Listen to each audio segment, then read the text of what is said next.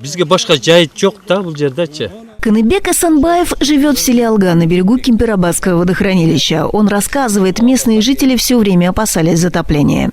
Булар суу каптаганда мына ушунча жер эме. Раньше, когда вода прибывала, она затопляла дома. Мы используем эту землю для выпаса скота. Если уровень воды снизит, нам будет хорошо, земли станет больше. Жители села Алга говорят, воду из водохранилища они не используют ни для полива, ни для питья. Берега используют как пастбище для выпаса скота. Мы не используем Кемпирабад. Если вода дойдет до этого места, мы не сможем никуда погнать наш скот. Теперь воды меньше, это хорошо. У нас будет земля для сельского хозяйства. Водохранилище Кемпирабад было построено еще в советское время для сельхозугодий Узбекистана. Старейшины села рассказывают, соседи используют его с первого дня постройки. А Кыргызстан им не пользовался, не было необходимости.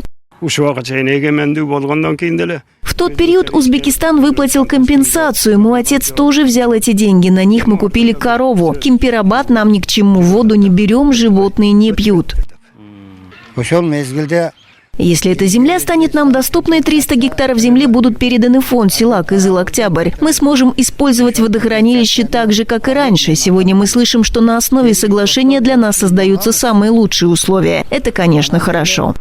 Как рассказывает глава села Кызыл-Октябрь, в 1965 году Кемпирабад был передан узбекской стороне. Сегодня этот вопрос решен двусторонним соглашением. Идут переговоры о снижении уровня воды до 900 метров.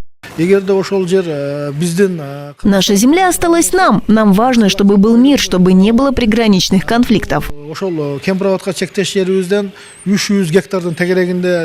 Если соглашение будет ратифицировано, две страны будут совместно контролировать уровень воды. Желающие могут ловить рыбу и кататься на лодках. Согласно действующему договору, возможно использование водопровода из любой точки водохранилища. Также пограничники будут совместно контролировать дамбу. Такое соглашение будет выгодно Кыргызстану.